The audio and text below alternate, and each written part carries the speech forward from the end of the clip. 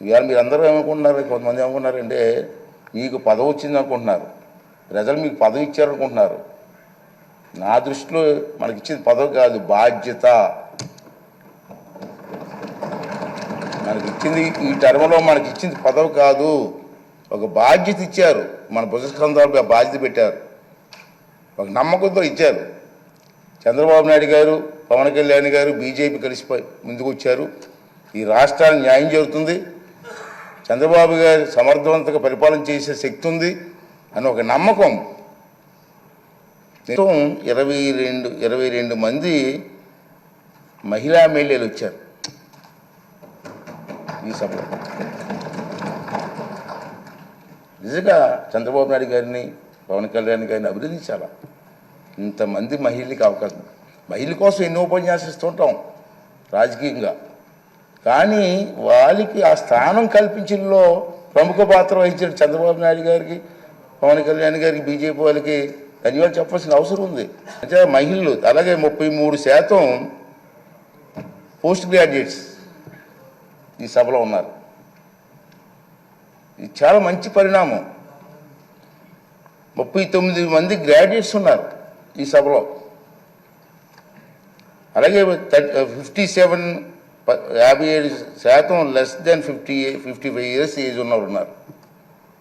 55 years లోపు ఉన్న వాళ్ళు 57% ఉన్నారు. అంటే ఇంచుమించు యంగ్ బ్లడ్ కదా. ఇటువంటి సంపద ఈ సభలో ఉంది. ఫస్ట్ టైం ఎమ్మెల్యేస్కి 9 మందికి మంత్రులు ఇచ్చారు.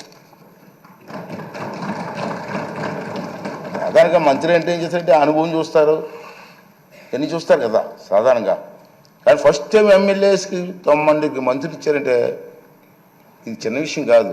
అందరినీ నేను కోరేది ఏంటంటే మీకు అవకాశాలు ఇస్తా, ఎందుకంటే మీరు కూడా మాట్లాడాలి, మీ తాలూకు వాయిస్ వినిపించాలి.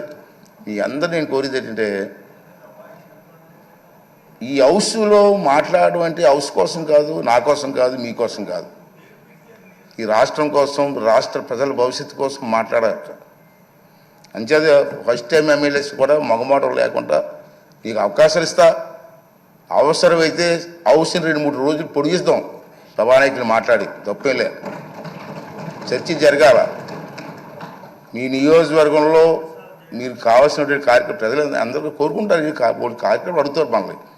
ఆ కార్యక్రమాలని స్పష్టంగా సభ ద్వారా మంత్రులు ఉంటారు, మంత్రులకి అధికారులు ఉంటారు, అధికారులకి వారితో పాటు ప్రజలకు కూడా మా ఎమ్మెల్యే గారు అసెంబ్లీలో మాట్లాడారు మా సమస్య కోసం చెప్పి ఒక ఆలోచన వచ్చే విధంగా మీరందరూ కూడా ప్రవర్తించవలసినటువంటి అవసరం ఉందని చెప్పి మనం చేస్తున్నాం. సీనియర్స్ కూడా ఉన్నారు, సీనియర్స్తో కూడా మాట్లాడి మీ ప్రెజెంటేషన్ బాగా చేసి ఈ రాష్ట్ర భవిష్యత్తుతో పాటు మీ నియోజకవర్గ భవిష్యత్తుని కూడా మరి ముందుకు తీసుకెళ్ళడం కోసం మీరు ప్రయత్నం చేయవలసిన అవసరం ఉంది. ఇంచేత మిమ్మల్ని టీవీలో సభలో మనమే ఉన్నాం, మనం చూడడానికి కొన్ని లక్షల మంది కూర్చున్నారు బయటని.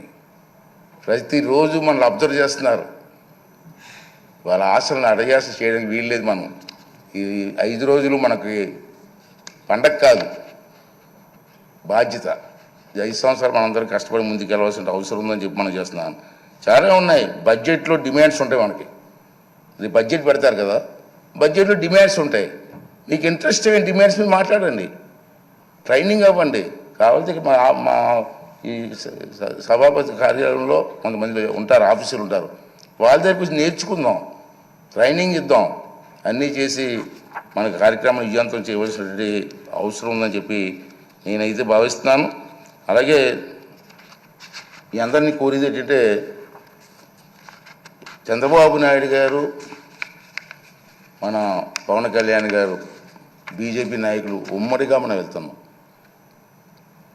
మన మీద చాలా బాధ్యత ఉందని ఇందుకే చెప్పాను. ఆ సమస్యలు ఏ విధంగా చర్చించారు. బుచ్చి చౌదరి గారు లాంటి పెద్దలు ఉన్నారు, చాలామంది అనుభవం ఉన్నటువంటి వ్యక్తులు ఉన్నారు, గతంలో మంత్రులు చేసిన వ్యక్తులు ఉన్నారు, చంద్రబాబు నాయుడికి అపారమైనటువంటి అనుభవం ఉన్న వ్యక్తులు ఉన్నారు. ఈ అందరినీ కలిసి మన బాధ్యత. నా ఉద్దేశం ఒకటే, నేను ఒకటే నిర్ణయం తీసుకున్నాను, స్పీకర్ తక్కువగా మాట్లాడాలా, సభ్యులు ఎక్కువగా మాట్లాడాలి. ఆ అవకాశం నేను కల్పిస్తాను, అది బాధ్యత. కానీ మీరు కూడా ట్రై చేయండి. సబ్జెక్ట్ మీద మాట్లాడండి, ఈ సభకు గౌరవం తీసుకురండి.